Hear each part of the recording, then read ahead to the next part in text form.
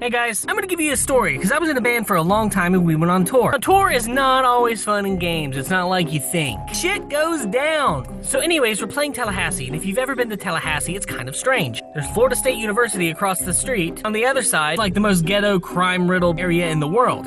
And we finish, the show goes well, blah, blah, blah, blah, blah. I get the car, I put all of our band equipment in it, I take the car back and I park it somewhere. I have a beer or two, and then we're like, all right, well, we need to probably go. So after getting paid and all that fun stuff, we go out to where the car is supposed to be, but the car is not there. So then we see this guy, and he's standing there, and we're like, what the fuck, where's our car?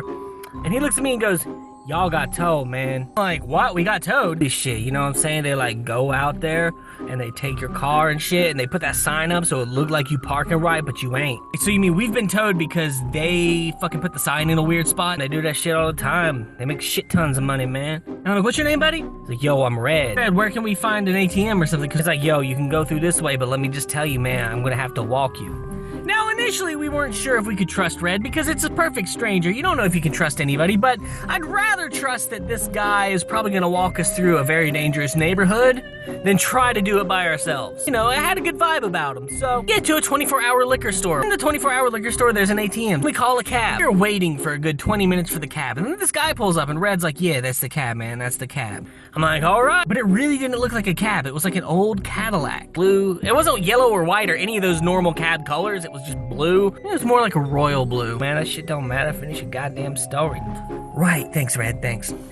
Anyway, so we get in the cab and we're sitting there for a minute, and up front is the woman who eventually had my baby. She was pregnant at the moment. Yes, baby mama was in my band. So she's up front and she's pregnant, maybe about 3 or 4 months. Backseat, myself and my drummer. Pretty quickly, my drummer goes, you're a cab, where's your meter? Turns out this is not a cabbie at all. In fact, he's a crackhead who just randomly drives people around for money. Kind of like Uber before Uber. Gave us a lift. He just needed crack money. Fuckity fuck. But he's already told us this and he's driving us around. So we're like, well, you know, whatever. Well, he decides to stop at a gas station, and this is where it all gets really fun. Inside this gas station, he sees this guy. Of course, he buys crack off of him and we watch the whole thing go down. If anything, we're accomplices to a drug deal. He gets in the car with his crack and he tries to smoke it. And of course, we're like, dude, she's pregnant. Don't smoke crack near pregnant women. Don't you watch Dr. Phil, crackhead? Oh man, I'm sorry. But then he realizes that he didn't even buy crack. He bought a Pebble. And he's really pissed off. So he decides to chase down the black guy that sold him the crack, yelling racial slurs and calling him a crab.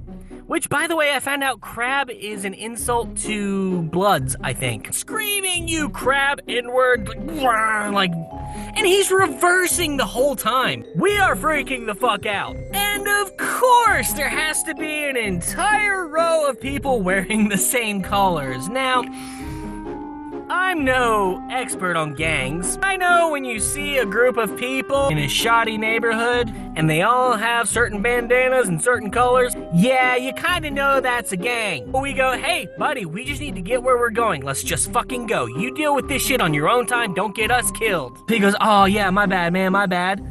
God damn it, crackhead, can't you think? So then we spend the next 2 hours with this crackhead driving around Tallahassee trying to find the place where they towed our car. Now, this place is a scam place, so they've been giving us bad directions all night. Completely in the dark in this little corner building, and we finally found it just by default. Try to charge us way too much money. So the crackhead gets mad and he comes in, he starts screaming at them and like showing them that he has a gun. God.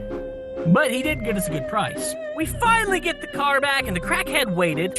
You know, in spite of him being a crackhead who tricked us into thinking he was a cab, turned out to be an alright guy. Just really liked his crack. Said, hey, how much do I owe you? And he said, man, just give me 20 bucks.